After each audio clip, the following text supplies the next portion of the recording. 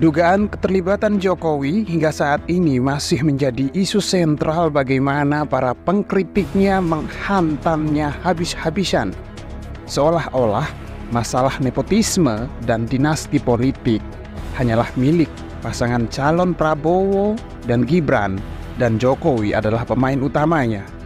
Sayangnya di saat yang sama pula mereka lupa isu nepotisme dan dinasti politik ini juga bersarang di kubu pasangan calon yang lain. Calon Presiden Anies Baswedan misalnya memiliki hubungan patron klien yang kuat dengan mantan Wakil Presiden Yusuf Kalla dan Raja Media Surya Paloh, Ketua Umum Partai Nasional Demokrat.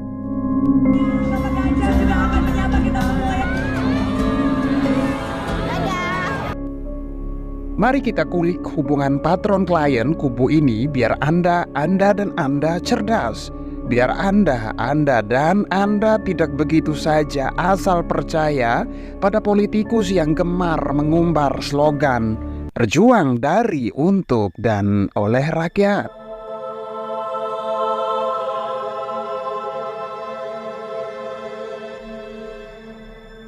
Yusuf Kalla dikenal luas sebagai mentor politik dan figur penting pelindung Anies. Sedangkan Surya Paloh menjadi sosok pertama yang mendukung tiket Anies pada pemilu 2024. Hubungan patron klien yang cukup mirip seperti itu juga bisa Anda tengok di kubu yang lain. Hubungan Ganjar Pranowo dan Ketua Umum PDI Perjuangan Megawati Soekarno Putri. Ketika Anies menjabat sebagai Gubernur DKI Jakarta selama 5 tahun, mulai dari 2007 hingga 2022, ia banyak menunjuk teman, rekan senegaranya dan pendukungnya untuk menduduki posisi dan atau proyek di bawah pemerintahannya.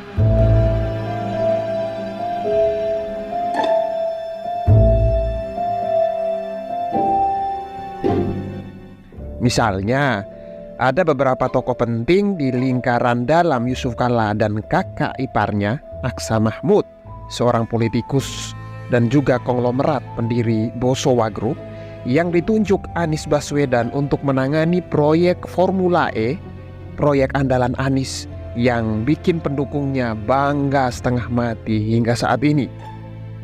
Salah satunya adalah Sadikin Aksa, anak dari Aksa Mahmud, pengusaha dan politikus Golkar. Sadikin menjabat sebagai Ketua Ikatan Motor Indonesia periode 2016-2020. Seperti Yusuf Kalla, Aksa Mahmud dan keluarganya adalah pendukung terbesar Anies sejak pemilihan Gubernur Jakarta tahun 2017 silam. Orang terdekat Kalla lainnya yang terlibat dalam proyek Formula E adalah Husain Abdullah, mantan juru bicara Yusuf Kalla saat menjabat Wakil Presiden Indonesia. Dalam proyek Formula E, Husain Abdullah ini tercatat sebagai penasihat komunikasi. Kemudian berikutnya, Francis Wanandi, keponakan Sofyan Wanandi yang merupakan konglomerat dan mantan penasihat mantan Wakil Presiden Indonesia Yusuf Kalla, yang menjabat sebagai Direktur Pelaksana Formula E di Indonesia. Dan berikutnya ialah Wijayanto Samirin, mantan staf khusus Yusuf Kalla dan mantan wakil rektor saat Anies Baswedan menjabat sebagai Rektor Universitas Paramadina. Ia juga ikut dalam rombongan tersebut. Wijayanto Samirin kini menjadi bagian dari tim resmi kampanye Anies Muhaimin untuk pemilu 2024, di mana ia menjabat sebagai Sekretaris Dewan Pakar.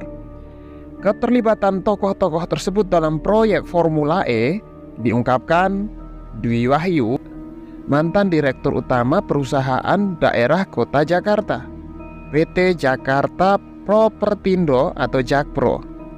Jakpro ditugaskan oleh Gubernur Anies Baswedan saat itu sebagai penyelenggara Formula E. Anies menunjuk Thomas Trikasih Lembong alias Tom Lembong sebagai Komisaris Utama PT Pembangunan Jaya Ancol Tbk atau PJAA, perusahaan daerah yang dikendalikan oleh pemerintah kota Jakarta. Tom Lembong adalah pemain pasar modal yang terkenal. Ia adalah pendukung Jokowi pada pemilihan presiden tahun 2014 dan bahkan pernah menjabat sebagai Menteri Perdagangan dan Kepala Badan Koordinasi Penanaman Modal atau BKPM pada masa jabatan pertama Jokowi menjabat. Namun, Tom Lembong kemudian mendukung Anies dalam pemilihan gubernur Jakarta tahun 2017 melawan sekutu politik Jokowi, Basuki Cahayapurnama alias Ahok, yang merupakan calon gubernur yang diusung PDI Perjuangan. Perlu dicatat bahwa Tom Lembong ini adalah salah satu pendiri Kufat Capital atau Principia, sebuah perusahaan ekuitas swasta. Menariknya, adik Anies, Abdillah Rashid Baswedan, pernah bekerja untuk Tom sebagai Chief Financial Officer atau CFO di Kufat Management pada tahun 2014 hingga 2016. Abdillah kini menjadi partner dan anggota Komite Investasi Kufat. Kees Khalifah, salah satu pendukung setia Anies, juga ditunjuk Anies sebagai komisaris di PT Pembangunan Jaya Ancol Tbk atau PJAA.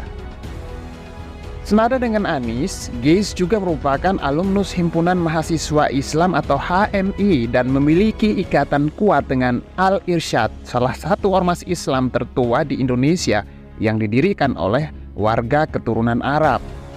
Kees adalah Ketua Pemuda Al-Irsyad, sebuah organisasi sayap pemuda Al-Irsyad. Kees kini juga tercatat dalam tim sukses Anies Mohaimin sebagai salah satu juru bicara. Secara historis, Al-Irsyad memiliki hubungan panjang dengan keluarga Anies. Salah satu tokoh Al-Irsyad yang terkenal adalah Abdurrahman Baswedan alias A.R. Baswedan, mendiang kakek Anies Baswedan. Istri kedua Baswedan adalah Barkah Ganis, anggota keluarga Ganis yang juga punya peran besar di Al-Irsyad. Sulaiman Ganis adalah sekretaris Dewan Syuro Al-Irsyad. Sulaimna adalah adik bungsu dari Ahmad Ganis, pemilik perusahaan migas PT Radian Utama Interinsko Tbk atau RUIS. RUIS didirikan pada tahun 1984, merupakan anak perusahaan dari Radian Utama Group. Ahmad Ganis juga merupakan pendiri Rumah Sakit Wanita dan Anak Brawijaya, Jakarta Selatan. Lebih lanjut, Anies melantik 73 anggota tim gubernur untuk percepatan pembangunan atau TGUPP-nya saat ia menjabat sebagai gubernur kala itu. Jumlah tim TGUPP ini bertambah gendut dan menuai banyak sorotan pada masa Anies. Sebab sebelumnya pada masa kepemimpinan Jokowi dan Ahok, jumlah anggota TGUPP masing-masing hanya berjumlah 7 dan 9 orang. Belum lagi 73 anggota tim TGUPP itu semuanya merupakan pendukung Anies pada Pilgub DKI 2017 lalu.